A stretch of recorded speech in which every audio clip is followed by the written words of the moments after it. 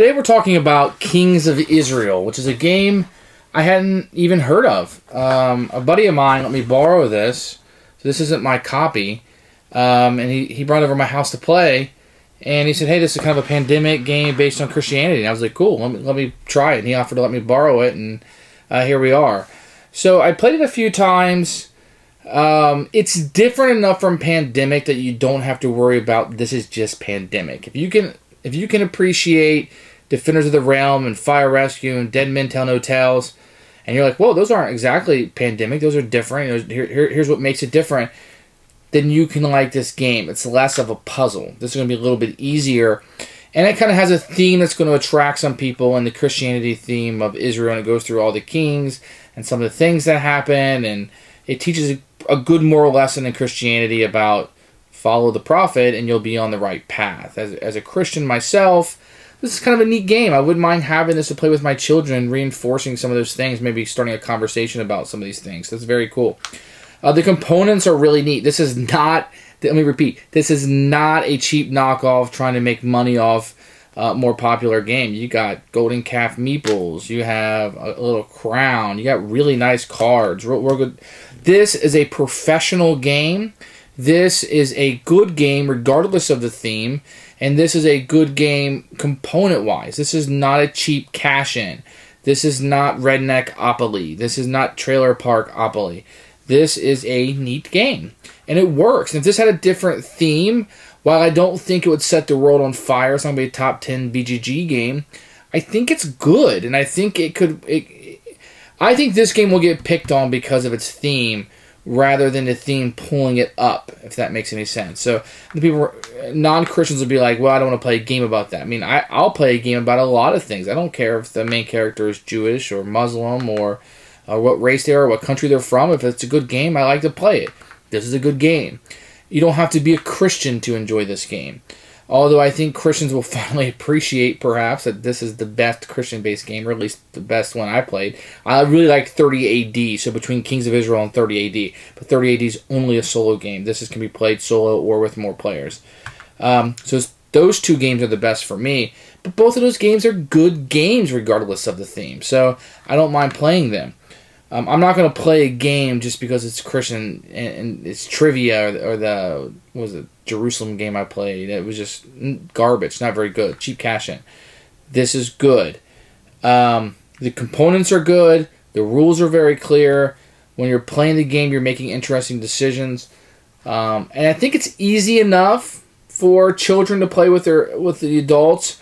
And then you have the false prophet that can be added to it. And the false prophet's going to walk around the board and just kind of cause havoc, which is kind of neat. And he's going to add more cubes to the board, and you have to try and knock him off at the altars, and that's really cool. It can be add to the difficulty of the game.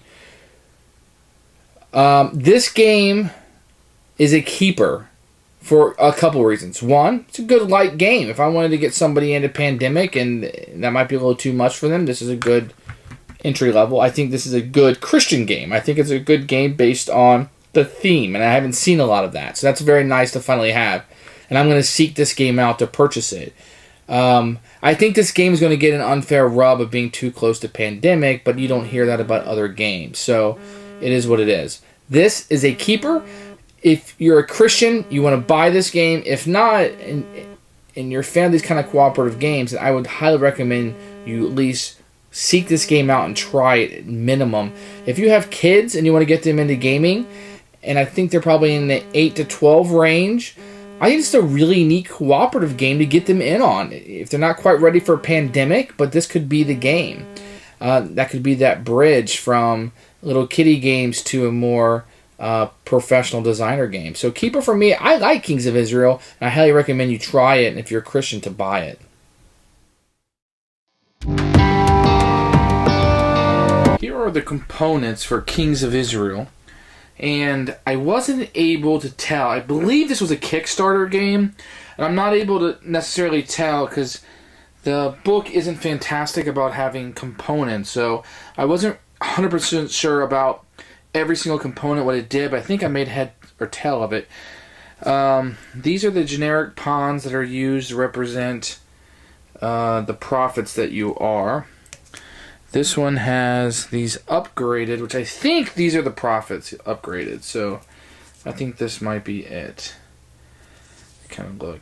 And these are made out of wood, like a meeple would be. And then you have player sheets that each player gets, which is going to kind of tell you the actions that you can do on your turn. And each one has a generic photo of a prophet, so each one looks exactly the same. And there's no differentiation about which color you are. So what we did, especially if you're playing a solo, put this one here and then put the prophet meeple on there. That's what I did.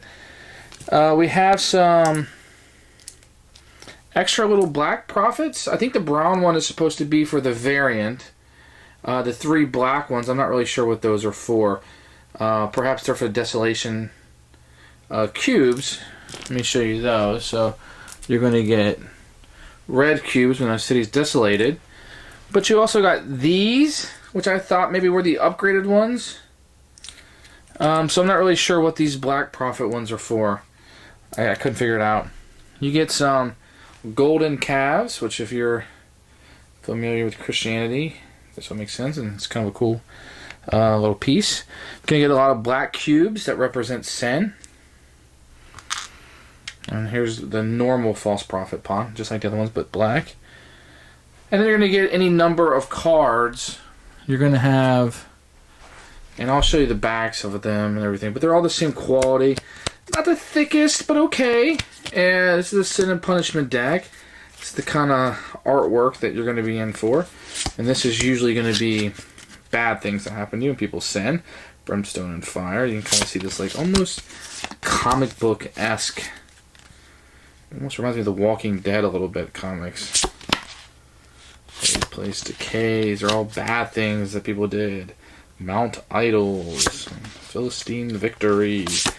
Prophets persecuted. Okay. There's going to be a resource deck. These are going to... There's only a few different ones. You got cattle. And the uses for the raw on here. Don't have to memorize anything. It's raw right here. You are going to have grain. And then there's 3 types of resources. You're going to have gold.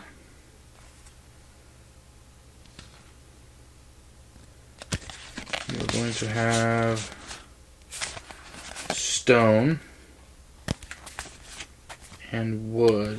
And these things are going to do things. The cattle's going to move you. But the castle and grain and altars of sacrifice.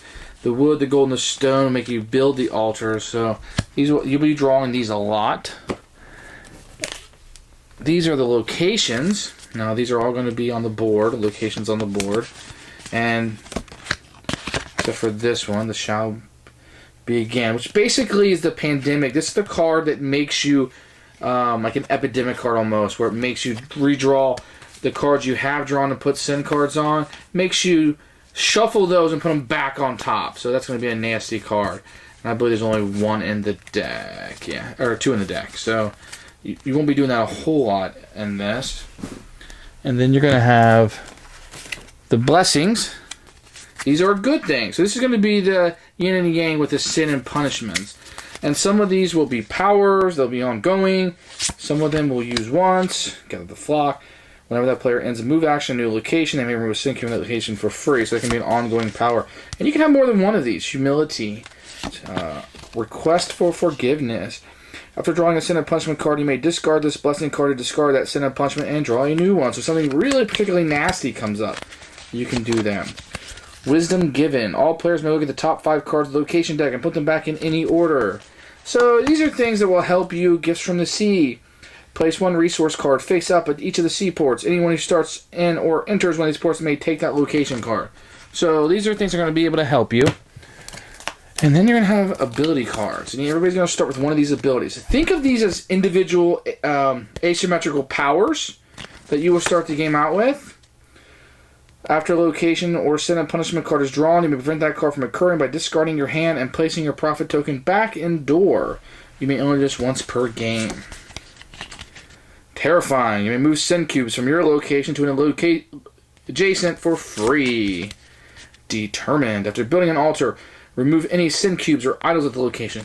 Now these are probably the best artwork in the game because they're in color and they look great. I think the sepia or black and white gives it a little bit more of a downer, Debbie Downer look, where this is more uplifting, and it's probably why they decided to go that route. So this artwork, I particularly like the colored a little bit better. I think it's really cool and uplifting.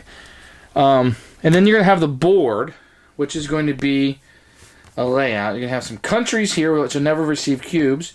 And then you'll have like the little cities and stuff. And the last little component is going to be the altars, which are kind of white cubes, but they're kind of built like an altar. So it's kind of neat. Very thematic. And that's the components for Kings of Isreal. The rules for Kings of Isreal is actually fairly good. You get some good artwork on it. It does have sort of a component list and setup on it. I wish it was a little more clear on some of the Kickstarter. It's one of my big complaints about the Kickstarter. You get all these extra pieces, and if you weren't part of the Kickstarter, you buy it second hand, or even sometimes if you are part of the Kickstarter and you don't pay close attention, it can be difficult to know. I have some extra pieces. I'm not really sure what they go to. Setting up the game was fairly simple and clear. I do like the use of big pictures in this book. I mean, this is really, really good. So it was very clear on the cubes being on there and how they moved was pretty fantastic. I also like this little variant, this expert variant that's included with the false prophet moving around. So there's some things being added to this game that's really good. And the rulebook was very clear and easy. I read it once and had no problems if I had to refer back. This was really good with the player actions. They have this and the phases on it. So I just had to have the rulebook during gameplay to see when the cubes were added and they burst or exploded and went to other cities how the sin worked. So that was good. Rulebook is really, really good, especially for a Kickstarter game. Fantastic.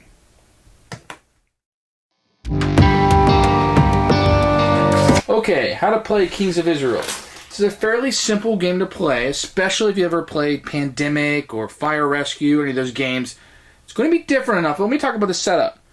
Everybody's going to start the game out with an ability that they'll be able to utilize throughout the game. So this one in particular, draw a blessing card when acquiring this ability, and at the start of King Jehu's round, you will draw another one. So everybody's going to have a special asymmetrical that'll be different every time.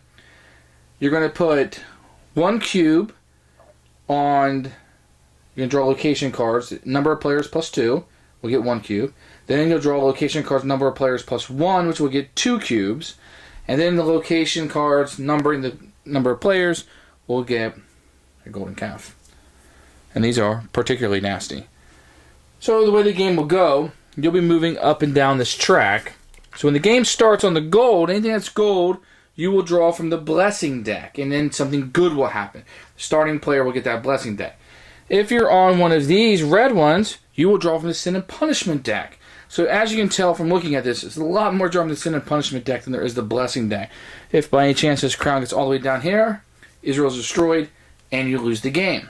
Another way you can lose the game is if you cannot place any cubes or calves on the board. If you run out of any of these black sin cubes or the golden calves, you lose the game. People have given up Christianity, and there's no hope for mankind.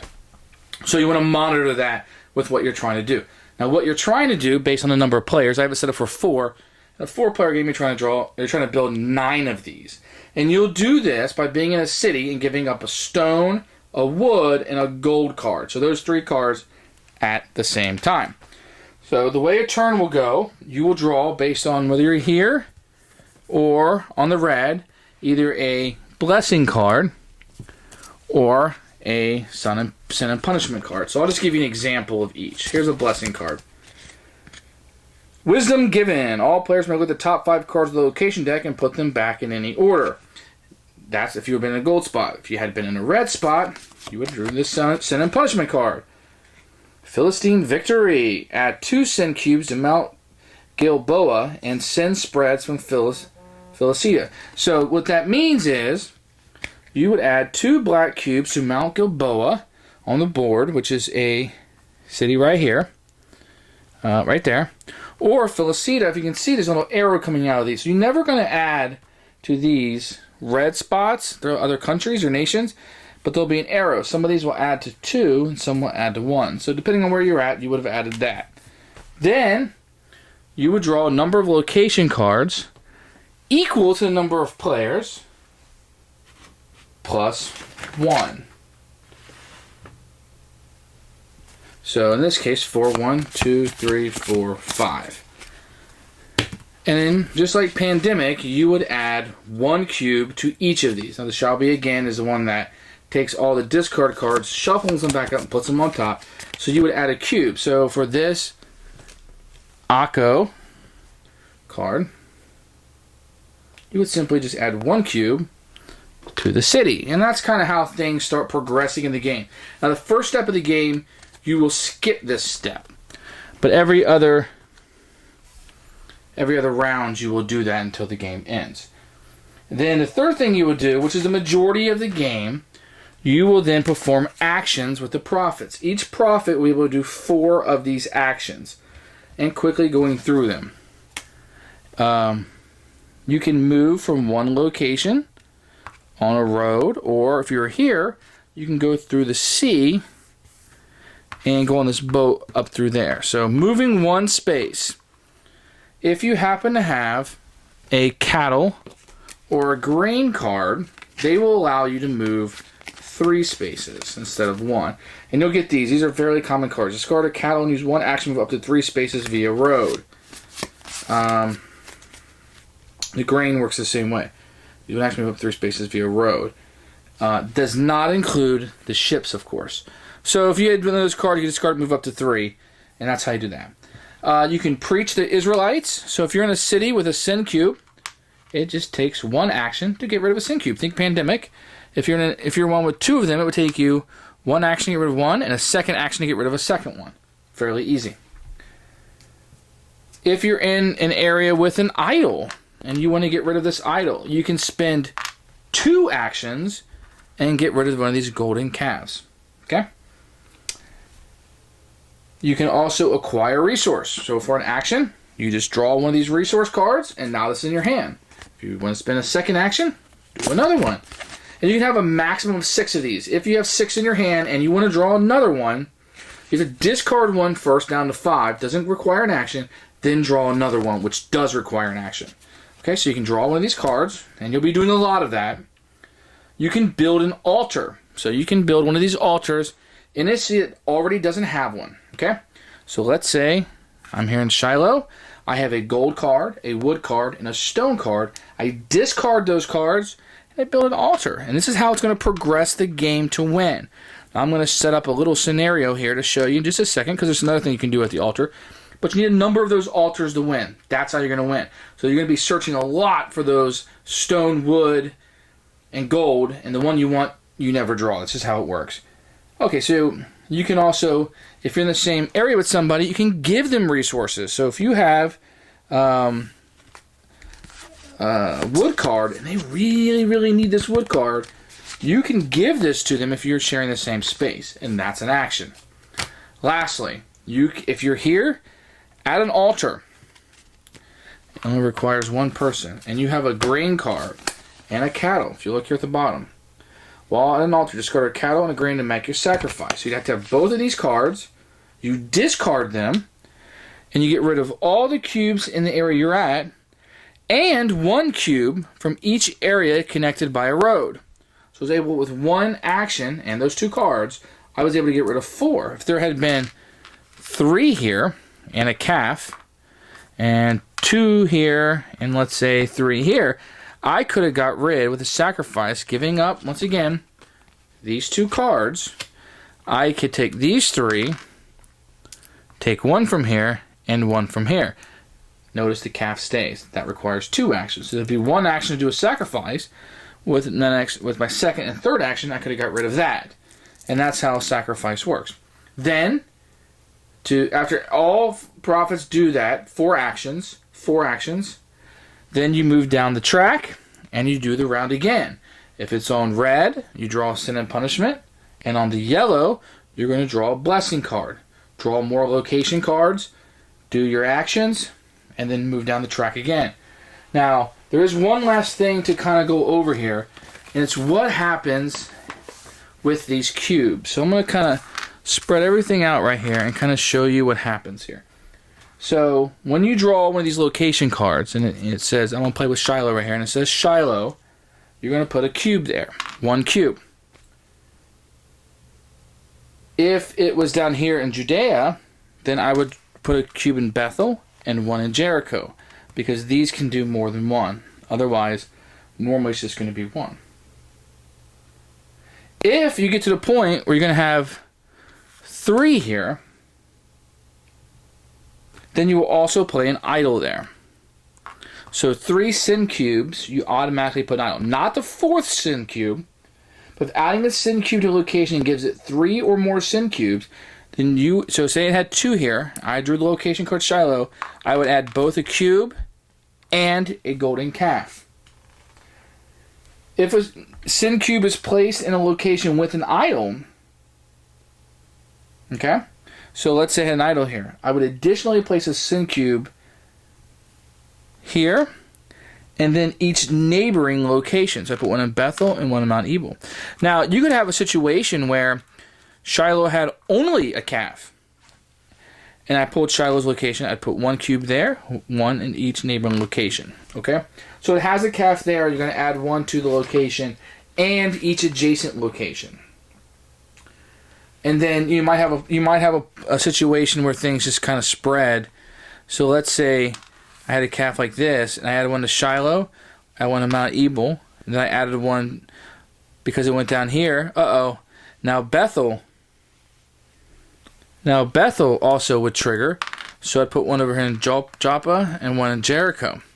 But I wouldn't add another 1 to Shiloh because I've already added 1 there. So each kind of turn, only 1 can be added to a single location. And that's how it's going to spread. So a little bit different than Pandemic or what you may be used to. But you still have that kind of burst feeling you would have. So it's super important to get these off the table as quickly as possible. And some of the blessing cards will help you, the luck of the draw there, and just kind of using the actions up. So these can burn your actions really quickly to get them off the table. But you can see how if you don't, you can quickly multiply the cubes. Remember, if you run out, you can't place these on the board, you are going to lose. So that is Kings of Isreal. I hope that was a good explanation of the game. You would just keep repeating it for all of these rounds. You either get the number of locations or the number of altars on the board in a 4-player game, 9 to win, or you get down to the end and you lose, or the black cubes, or there's no black cubes or caps up on the board. Kings of Isreal.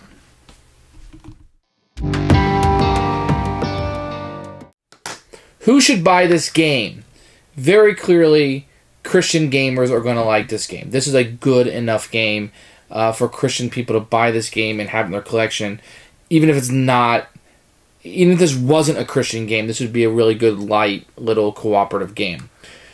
Fans of cooperative games that are looking for something a little bit lighter, maybe to pull people in, or they just want something that's a little bit easier, this is a good game. So I'll call this Pandemic Light, Forbidden Island type-esque, but a little bit more than Forbidden Island. So somewhere between Forbidden Island and Pandemic. You may not think there's a market for that or room in your collection for that, but there is. And I don't want this to come off as this is a simple game. It's not a simple game. When you put that false prophet in, it gets really, really crazy pretty quickly, and the game can last a long time. There's some luck involved with what cards come up, and you'll be drawing these resource cards. You're like, hey, I need some stone. Where's the stone? But what you need to do is kind of churn through that deck and keep drawing more with more people to get that stone that you need. Overall, this is a very solid presentation, a very solid game that I recommend. I won't say highly recommend, but recommend.